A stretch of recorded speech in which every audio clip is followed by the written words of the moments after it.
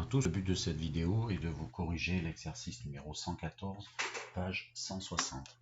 Alors, si vous regardez bien, f est une fonction définie et dérivable sur l'intervalle -1 plus l'infini, et on nous donne la courbe représentative de cette fonction. On nous demande d'évaluer en première question, petit a, déterminer f' de 0, f' de 1 et f' de 3. Ce sont trois nombres dérivés.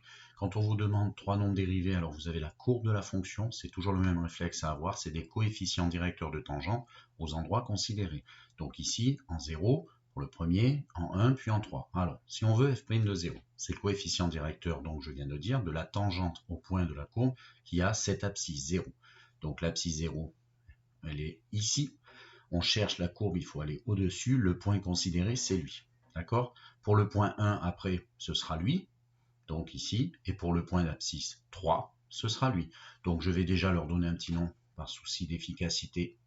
Et pour expliquer, je vais appeler A ce premier point, B donc ce point d'abscisse 1, et C ce point d'abscisse 3. Alors, maintenant, on y va. Si on veut trouver f' de 0, il faut donc trouver le coefficient directeur de la tangente au point A. Et on voit qu'elle est dessinée, qu'elle est donnée, il faut trouver le coefficient directeur de cette tangente. Donc technique, vous partez d'un point sympathique, ici sur un nœud du quadrillage, je vais partir de A. Vous pouvez partir de n'importe où, mais autant choisir simple, et vous décalez de 1 vers la droite, parallèlement à l'axe des abscisses, et vous allez essayer de trouver quel est le décalage vertical à effectuer maintenant. Ce sera mon coef directeur, ma pente de cette tangente, et ici on ferait 1, 2 et un peu plus, on va dire 3. Alors je vais prendre mon crayon de couleur pour que ce soit plus lisible. Donc je me décale de 1 ici, d'accord? Et en fait, le coef directeur, ça sera ce qu'il est nécessaire de faire pour retomber sur le point de cette tangente. Donc il faut que je monte de 1, plus 1, plus 2, et encore un peu plus haut, voilà, on va dire, c'est des estimations graphiquement, on va dire qu'il faut monter de 3, d'accord, donc plus 3. Voilà comment on trouve le coefficient directeur d'une tangente. Alors après, si c'est en B, pour la question numéro 2, f' de 1, f' de 1, on réitère la même chose, on va chercher le point, il est là, et quelle est la tangente ici? La tangente, si vous regardez bien, elle est horizontale, toute droite qui est horizontale a une pente nulle. D'accord? Sinon, vous vérifiez, si je me décale de 1, il ne faut rien faire, il faut rester sur la droite. Donc, on ne monte, on ne descend pas, donc ça fait 0 de pente. Et de même pour C. Donc, tout ça, vous l'écrivez. Je vous le mets en haut à droite. Et donc, moi, j'explique comme ça, vous pouvez aller un petit peu plus vite. f' de 0, c'est le f' de l'abscisse de A. L'abscisse de A, un nombre dérivé réflexe, coefficient directeur de la tangente en ce point à la courbe de ma fonction f, parce que c'est f', et j'ai marqué plus 3. De même, f' de 1, c'est le nombre dérivé en l'abscisse de B, donc le coefficient directeur de la tangente en B, donc c'est 0. Pour f' de 3, c'est la même chose, car ces deux tangentes sont horizontales, elles ont une pente nulle. Question petit b. Donnez les intervalles où f semble concave et ceux où f semble convexe. Alors, c'est toujours pareil, vous pouvez faire soit l'interprétation par les tangentes, comme là, qui circulent au-dessus, vous les faites circuler, et vous regardez leur position relative par rapport à la courbe de la fonction. Alors là, moi je fais les tangentes, on pourrait faire les séquentes, vous voyez? Les séquentes sur un intervalle, est-ce qu'elles sont toujours positionnées pareil par rapport à ma courbe de fonction? Donc moi je prends les tangentes, choix personnel, ça n'a aucune importance sinon. Donc on voit bien que là mes tangentes, d'ailleurs comme celle-ci, elles sont au-dessus. Là au-dessus, après tangente en B, toujours au-dessus de ma courbe, au-dessus, au-dessus, au-dessus. Ah, et puis là j'ai l'impression que ça va peut-être traverser. Notion de point d'inflexion. On continue notre chemin, là. Donc là, ça a l'air d'être en dessous, de passer en dessous comme celle en C, vous voyez, etc., etc. Attention, la droite D, c'est pas une tangente. On appellerait ça plutôt une asymptote oblique, mais ce n'est plus au programme. Bon, bref, ici, donc si je résume, sur cet intervalle de là à là, j'ai l'impression que mes tangentes sont toujours au-dessus, notion de fonction concave sur cet intervalle. Après, ça traverse en deux, notion de point d'inflexion en deux, et ensuite, ça repasse dessous, notion de fonction convexe de 1 à plus à 2, de 2 à plus l'infini. Donc tout ça, vous l'écrivez.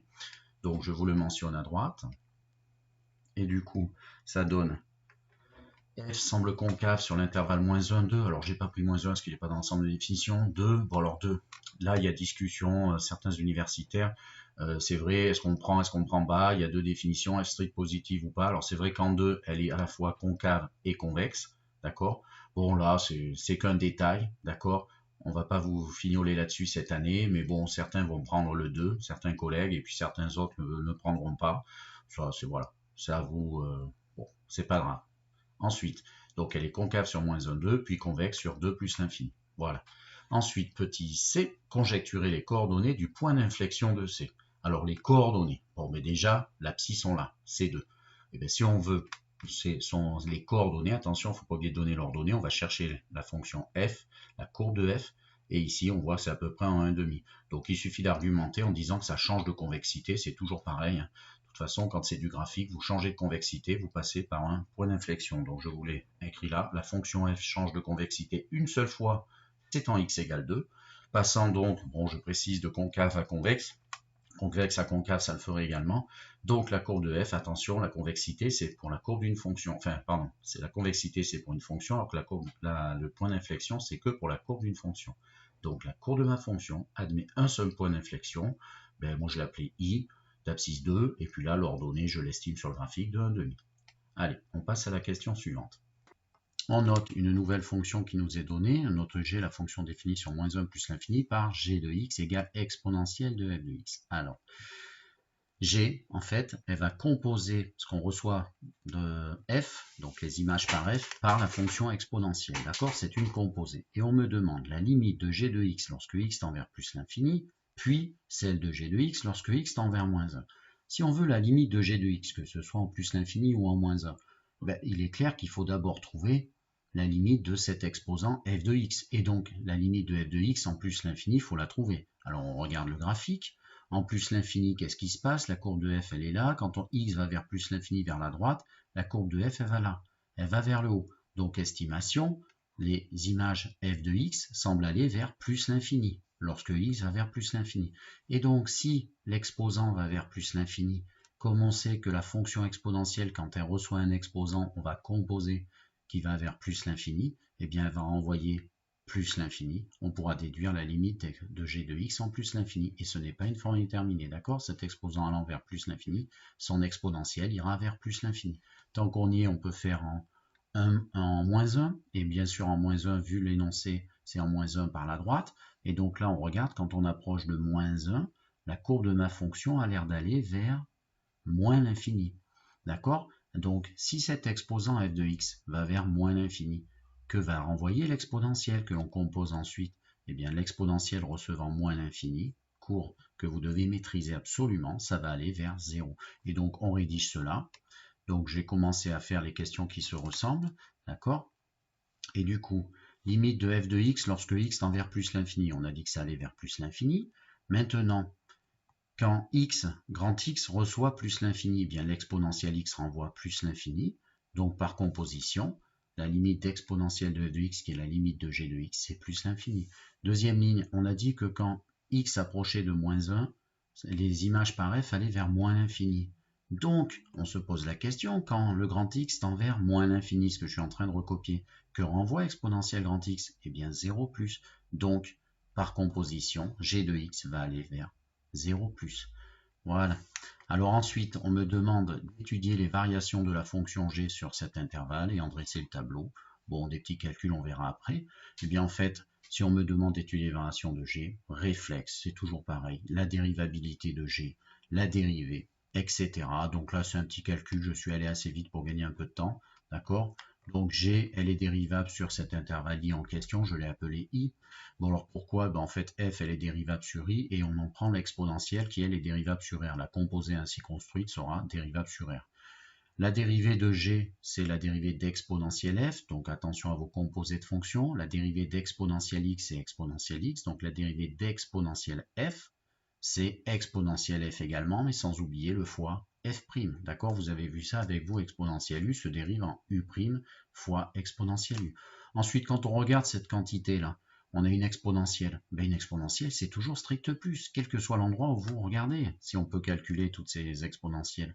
Et donc, on a une égalité, c'est ce que je vous ai marqué dessous, on a une égalité entre deux dérivées à un multiple près positif. Donc, ça veut dire que les quantités qui sont là, quand f' est plus fois plus, forcément g' l'est également. Quand f' est moins, g' l'est. En fait, ces deux quantités ont toujours le même signe. Attention, pas les mêmes valeurs, le même signe. Donc, c'est ce que je vous ai écrit. Donc, pardon, c'est ce que je vous ai écrit. G' et f' ont le même signe sur cet intervalle. Et donc, si deux dérivés ont le même signe sur un intervalle, les deux fonctions dont elles sont les dérivées ont les mêmes variations sur cet intervalle. Et donc, voilà ce qu'on peut faire. On va afficher le tableau. Je vais regarder. Alors, il suffit maintenant de bien faire attention à votre dessin, parce qu'en fait, je viens de dire que les fonctions g et f avaient les mêmes variations. Donc, elle était croissante jusqu'ici, jusqu'en 1. Ensuite, elle décroît entre 1 et 3, puis elle recroît. Donc le tableau va être similaire, ce qui va changer c'est les limites, et donc je complète par habitude. Donc x ici, là je vais directement mettre les variations, d'accord, de g, parce que j'ai déjà argumenté son signe et déduit que les variations seraient les mêmes. Ici ça va donc être moins 1, ici je vais passer par un moment plus 1, que je vous ai montré sur le graphique à l'instant, ensuite en 3, puis plus l'infini. Je vais recopier mes limites, donc ici je vais mettre 0 plus que je viens de trouver ici, hein. Quand x s'approche de moins 1 plus, g de x va vers 0 plus, d'accord. Quand x s'approche de moins 1, g de x va vers 0 plus. Alors ensuite, je vais mettre une double barre ici, puisque en fait on m'a dit que c'était pas bon, voilà. Ensuite, donc les valeurs sont positionnées. J'ai aussi la limite en plus l'infini tout à l'heure. On a trouvé qu'en plus l'infini, ça donne plus l'infini pour la fonction g. Donc ici, il y a naturellement plus l'infini aussi dans mon tableau. Et il me reste à calculer mes images de 1 et de 3 par la fonction g. D'accord? Donc je vous les ai placées à droite. G de 1, on prend la définition de ma fonction, g de x égale exponentielle de f de x, donc g de 1 égale exponentielle de f de 1, et ce f de 1, comme je vous l'ai marqué, je l'ai lu graphiquement.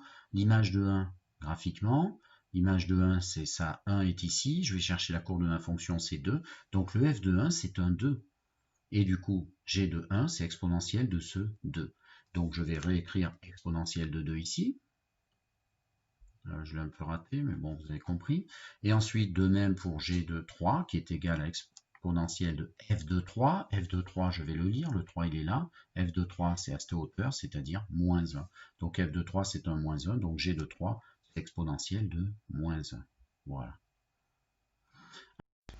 Ensuite, on me demande de déterminer g' de 1 et g' de 0. Alors, il suffit de regarder la relation qui est ici, et si vous voulez par exemple g' de 1, il suffit de calculer f' de 1 fois exponentielle de f de 1. Comme on connaît ces deux valeurs, on remplace et on a trouvé le résultat de g' de 1. On fait de même pour g' de 0. Du coup, je vous affiche sous le tableau en bas à droite le résultat. Donc g' de 1, c'est donc f'1 fois exponentielle de f de 1. F'1, on avait trouvé 0. F de 1, bon, on peut le remplacer. Hein. F de 1 sur le dessin, ça fait 2. Maintenant, comme il y a un 0 dans le produit, ça fait 0, quelle que soit finalement cette valeur-là. Ensuite, pour finir, g' de 0, c'est f'0 fois exponentielle f0. F'0, on avait trouvé tout à l'heure 3. F de 0, c'est un 1. Et du coup, ça fait 3 exponentielle 1 qu'on écrit 3e.